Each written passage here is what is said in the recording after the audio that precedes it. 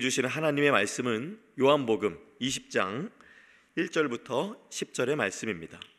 요한복음 20장 1절에서 10절 말씀입니다. 말씀 교독하실 때 제가 먼저 읽고 성도님들 읽으시고 10절 말씀 함께 읽겠습니다.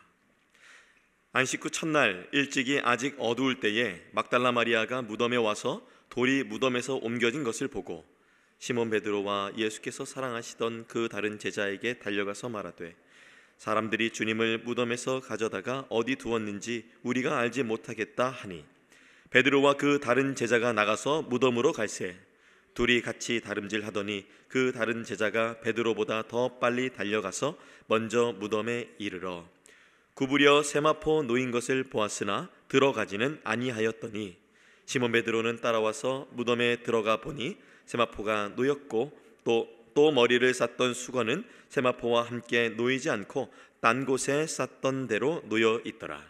그때에 무덤에 먼저 갔던 그 다른 제자도 들어가 보고 믿더라. 그들은 성경에 그가 죽은 자 가운데서 다시 살아나야 하리라 하신 말씀을 아직 알지 못하더라. 다 함께 이에 두 제자가 자기들의 집으로 돌아가니라. 빈 무덤입니다. 예수님이 부활하셨습니다. 죽음에서 살아난 자는 역사상에 존재하지 않죠. 그러나 예수님은 하나님의 아들로서 하나님의 능력으로 말미암아 살아나셨습니다. 그분의 능력이 부활의 능력인 주님이십니다. 로마서 1장 4절 이렇게 말씀하시죠. 성결의 영으로는 죽은 자들 가운데서 부활하사 능력으로 하나님의 아들로 선포되셨으니 곧 우리 주 예수 그리스도시니라. 1절 말씀해 보니 안식 후 첫날 일찍이 아직 어두울 때였습니다. 막달라 마리아가 무덤에 와서 돌이 무덤에서 옮겨진 것을 봤습니다. 요즘에는 이렇게 새벽 예배나 아침 일찍 어디를 가실 때 대부분의 도로에는 거리에는 불이 다 켜져 있잖아요. 당시에는 근데 불빛이 전혀 없었던 터였습니다. 막달라 마리아는 무덤에 와서 돌이 옮겨진 것을 보고 깜짝 놀랐죠. 주일 새벽을 말합니다. 해도 뜨지 않은 새벽의 시점이었습니다. 여기서 어두움은 요한복음에서 영적인 어두움을 상징적으로 나타내는 경우가 많은데요, 여기엔 두 가지 모습이 담겨져 있습니다. 첫 번째는 아직 실제로 어두웠던 상황, 그리고 영적으로 어두웠던 상황을 나타내죠. 그리고 그 어두움이 곧 새벽이 되어서 영광스러운 부활을 맞이하게 되는 것입니다. 사랑하는 여러분, 인생이 어둠 가운데 계십니까? 부활의 주님을 보시기 바랍니다. 영적인 어둠 가운데 있으십니까? 다른 곳이 아니라 부활의 주님을 보시기 바랍니다. 주님은 부활하셔서 여러분의 구원자와 그리고 주님이 되어 주십니다. 주일 말씀처럼 부활의 주님을 바라보는 자는 슬픔이 변하여 기쁨이 될 것입니다. 막달라 마리아가 나옵니다. 이제 막달라 마리아만 간 것이 아니라 사실 다른 복음서에 보면 다른 여인들도 그 무덤에 함께 간 것을 볼 수가 있습니다. 2절 말씀에 우리가 알지 못하겠나이다 라고 말하면서 다른 일행들과 막달라 마리아가 함께 무덤으로 간 것으로 보입니다. 막달라 마리아는 누군가요? 그녀는 예수님께서 십자가에 못 박히실 때 증인이었고 무덤에 찾아온 첫 번째 여인이었습니다. 그리고 그녀는 사탄의 권세로부터 자신을 구원해 주신 예수님께 헌신된 자였습니다. 누가복음 8장 2절 말씀이 이렇게 말씀하시죠. 또한 악귀를 쫓아내심과 병 고침을 받은 어떤 여자들 곧 7 귀신이 나간 자 막달라인이라 하는 마리아와. 이 구절에서 막달라 마리아에게서 7 귀신이 나갔다고 기록되어 있는데 귀신은 악한 영이죠. 근데 예수님께서 막달라 마리아에게 들어온 7 귀신을 예수님께서 사단의 그 권세로부터 해방시켜 주셨으니 얼마나 주님께 빚진 마음으로 사랑의 마음으로 따라다녔겠어요. 예수님께서 십자가에서 죽으신 지 무덤에 안치되신 지 3일이 지났습니다. 그녀는 밤을 샜을까요? 아니면 주님이 죽으셨기 때문에 두려워서 무서워서 슬퍼서 잠을 잘 못 이뤘을 수도 있을 것 같습니다. 그녀는 예수님의 안치한 무덤에 도착했고 그 돌이 옮겨진 것을 보았습니다. 사실 정상적인 생각으로는 무덤이 닫혀 있어야 정상이잖아요.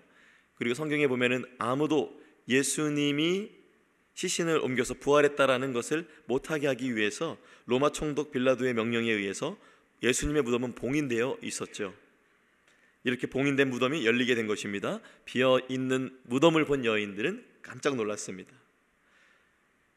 근데 말씀에 보면 부활의 주님을 믿었다고 생각을 한 것이 아니라 막달라 마리아는 누군가 예수님의 무덤을 도굴했거나 악의적인 목적으로 시신을 가져갔을지도 모른다는 두려움에 사로잡혔습니다. 2절 말씀입니다. 시몬 베드로와 예수께서 사랑하시던 그 다른 제자에게 달려가서 말하되 사람들이 주님을 무덤에서 가져다가 어디 두었는지 우리가 알지 못하겠나이다.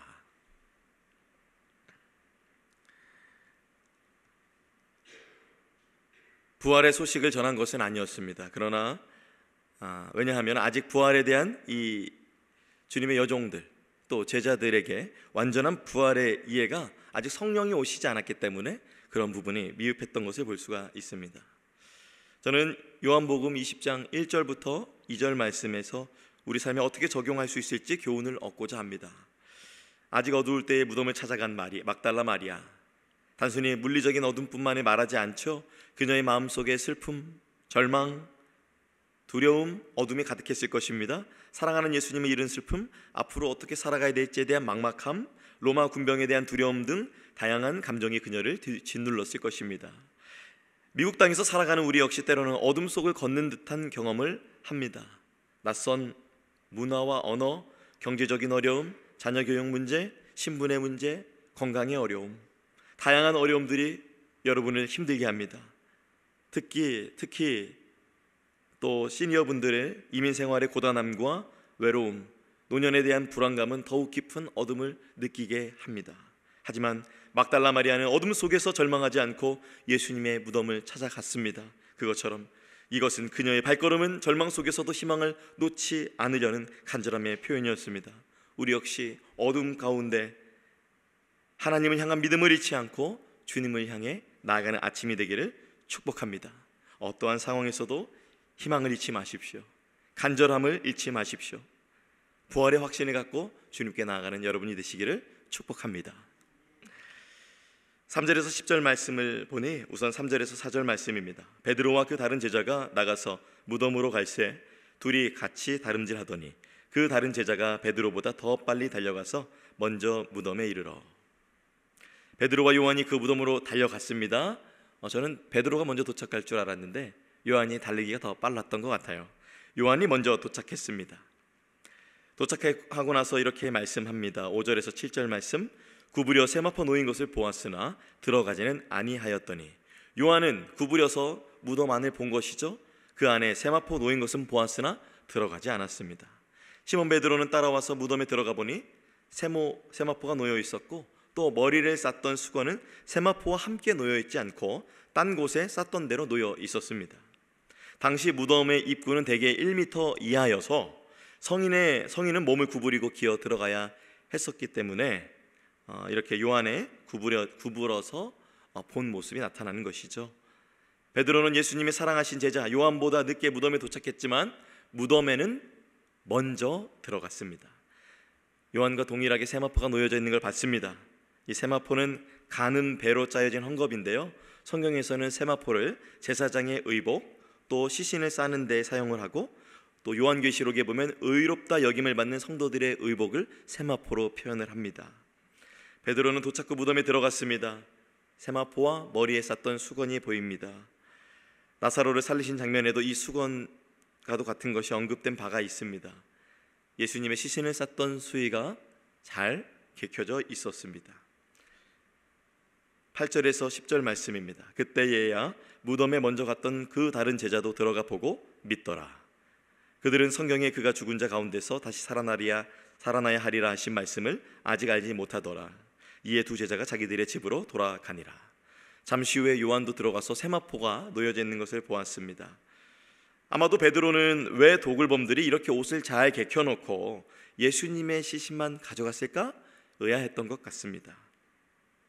그러나 요한은 의아해하지 않았습니다. 8절 말씀에 그 다른 제자도 들어가 보고 믿더라. 요한은 의아해하지 않고 요한은 믿었습니다. 없어진 시신과 개켜진 옷들이 도둑들의 시신이 그런 행동이 아님을 알았던 것이죠. 예수님이 사랑하시던 요한은 무덤에 들어가 그 그 수위의 상태를 보고 예수님이 부활하신 것을 믿은 것입니다.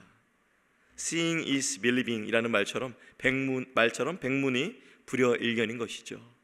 무덤에 놓였던 세마포 그리고 수건이 질서정연하게 놓인 것을 보았습니다.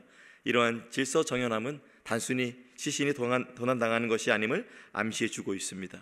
요한은 예수님께서 부활하셨다는 사실을 믿게 된 것입니다.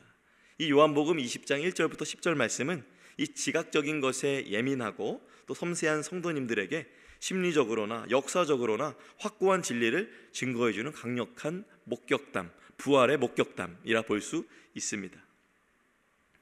저도 부활의 주님을 만났을 때를 떠올려 보게 되었습니다.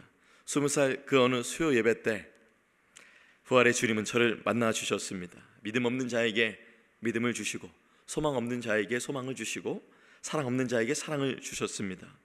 부활의 주님을 만나면서 제 인생은 달라지기 시작했습니다. 생각과 행동과 말이 예수님께서 주신 성령님의 컨트롤을 받게 되었습니다.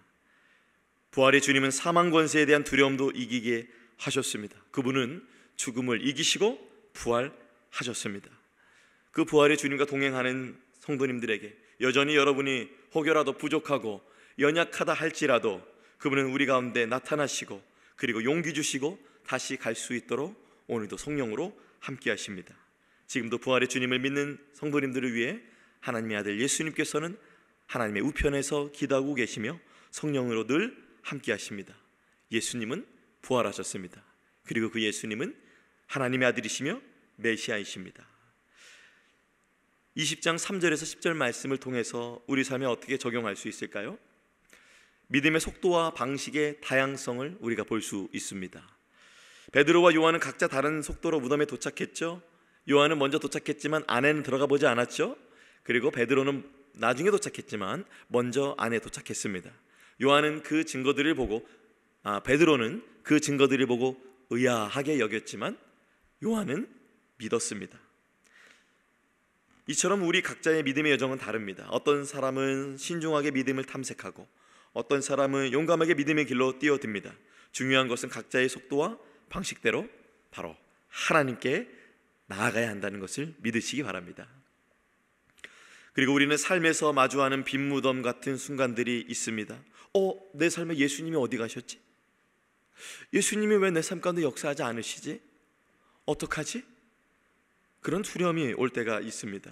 예상치 못한 어려움, 절망적인 상황, 이해할 수 없는 일들이 우리를 혼란스럽게 합니다. 베드로처럼 의아해하고 혼란스러워할 수 있지만 우리는 요한처럼 믿음의 눈으로 진리를 바라볼 수 있습니다. 중요한 것은 빈 무덤 앞에서 절망하지 않고 부활의 소망을 발견하는 것임을 믿으시기 바랍니다. 마지막으로 질서정연함 속에서 발견하는 부활의 증거가 있습니다. 베드로와 요한은 무덤 안에 질서정연하게 놓은 세마포와 수건을 보았죠. 우리 삶에도 질서정연함 속에서 하나님의 손길을 만날 수 있습니다. 예상치 못한 만남, 우연처럼 보이는 사건, 삶의 작은 변화 속에서 여러분은 하나님의 계획과 섭리를 깨달으실 수 있습니다. 하나님은 믿음이 없다고 내팽겨치지 않으시고 믿을 수 있도록 그 증거를 우리 가운데 보여주시며 오늘도 여러분과 함께 하심을 믿으시기 바랍니다. 사랑하는 여러분, 오늘 이 새벽에 예수님의 빈 무덤을 기억하면서 우리 안에 있는 의심과 두려움을 내려놓고 우리도 부활의 주님 앞으로 나아가는 하루가 되기를 바랍니다. 여러분의 삶의 모든 순간에 부활하신 예수님이 동행하셔서 그분의 사랑과 능력을 경험하시는 복된 하루 되시기를 예수님의 이름으로 축원합니다. 기도하겠습니다. 사랑과 은혜가 풍성하신 하나님 아버지, 오늘 새벽 요한복음 20장 1절부터 10절까지의 말씀을 통해 우리에게 놀라운 진리를 보여주시니 감사합니다. 막달라 마리아가 어둠 속에서 예수님의 무덤을 찾아갔던 것처럼 우리도 때로는 삶의 어둠 속에서 주님을 찾습니다. 주님, 베드로와 요한이 빈 무덤을 향해 달려갔던 것처럼 우리도 주님을 향한 간절한 마음으로 나아가게 하여 주옵소서. 요한이 무덤 안에 질서정연한 세마포와 수건을 보고 부활을 믿었던 것처럼 우리도 삶의 모든 순간에서 주님의 부활을 확신하게 하여 주옵소서. 주님, 우리가 때로는 의심하고 머뭇거릴 때가 있습니다. 하지만 성령의 도우심으로 요한에게 주신 믿음처럼 믿음의 눈이 열려 진리를 보기 원합니다. 이 새벽에 우리 마음속에 부활의 소망을 심어주시고 삶의 모든 어려움 속에서 주님과 동행하며 승리하게 하여 주옵소서. 감사드리며 이 모든 것 우리 주 예수님의 이름으로 기도합니다. 아멘. 하늘에 계신 우리 아버지여, 이름이 거룩히 여김을 받으시오며 나라가 임하시오며 뜻이 하늘에서 이루어진 것 같이 땅에서도 이루어지이다. 오늘 우리에게 일용할 양식을 주시옵고 우리가 우리에게 죄 지은 자를 사하여 준 것 같이 우리 죄를 사하여 주시옵고 우리를 시험에 들게 하지 마시옵고 다만 악에서 구하시옵소서. 나라와 권세와 영광이 아버지께 영원히 있사옵나이다. 아멘. 하나님, 여러분의 기도 위에 함께 하십니다. 각자의 기도 제목으로 기도하시겠습니다.